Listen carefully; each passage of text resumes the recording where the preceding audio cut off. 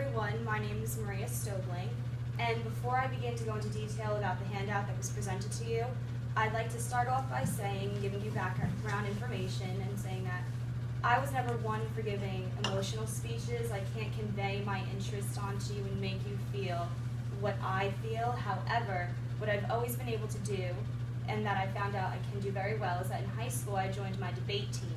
And with debate, I found out that when I give my speech, I can always persuade the judge to see my opinion, choose my side, and be on the winning team.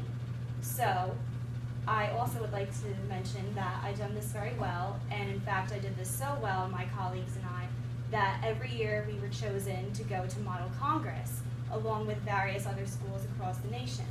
I was fortunate enough to attend Yale Model Congress and the University of Pennsylvania Model Congress. And I was able to do so twice a year, so I'm very blessed and fortunate to have done that. And what Model Congress is that a bunch of students gather together and we role play and we act as the United States Congress for 3 days. And I know we haven't had a government lesson in a long time, probably not since high school, so I'd just like to recap. Here we have the Constitution. That's the law of the land, our founding of America. It states what we can and cannot do, and it states the American people's rights. The Constitution gives us 3 branches of government. Over here we have the legislative branches, which is Congress, which is what I was a part of. Congress is divided into the House of Representatives and the Senate. Now, this whole legislative branch right here, we make the laws for the American people. First, it starts off with a bill gets passed, it becomes a law. That's what our main objective is. That's what I want to persuade you to do, to see my point in the bill so it can become a law. Executive, president, and vice president. They oversee the whole country. Judicial, that's our Supreme Court. That's all the judges. They make sure the laws are enacted and everybody is holding their part as an American citizen, and the courts are safe. Now, Article 1 of the Constitution states the quality, the regulations and qualifications for a U.S. congressman. For a senator, we see age 30. You have to live in the state that you represent and live in the United States for at least 9 years or be a natural born citizen.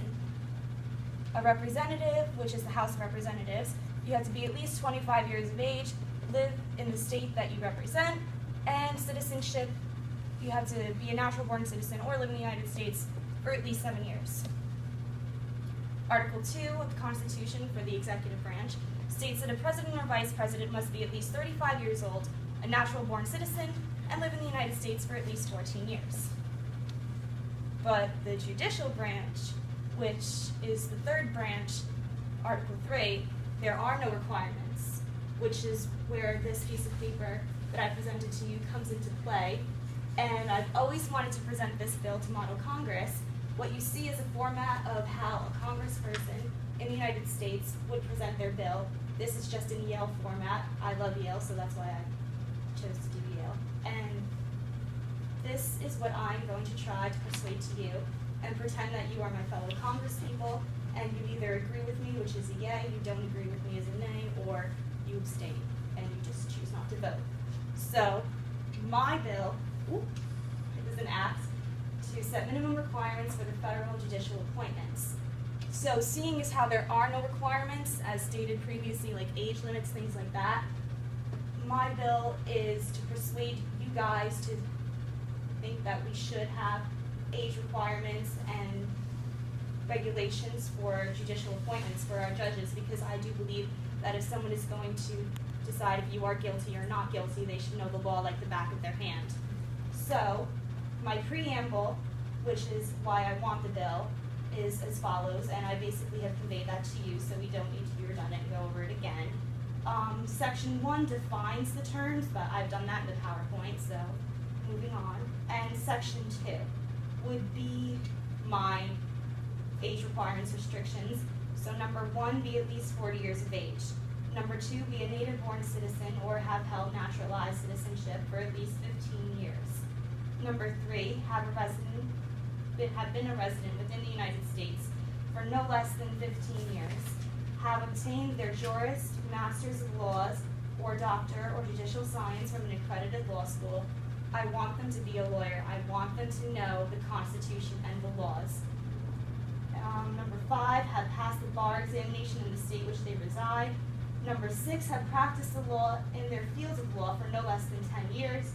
Number 7, have a favorable rating from the American Bar Association. Number 8, go through an extensive vetting process. Before moving on, I'd like to explain some of my points which were stated. And pass my bill. Okay, FDR packed the courts in the year 19...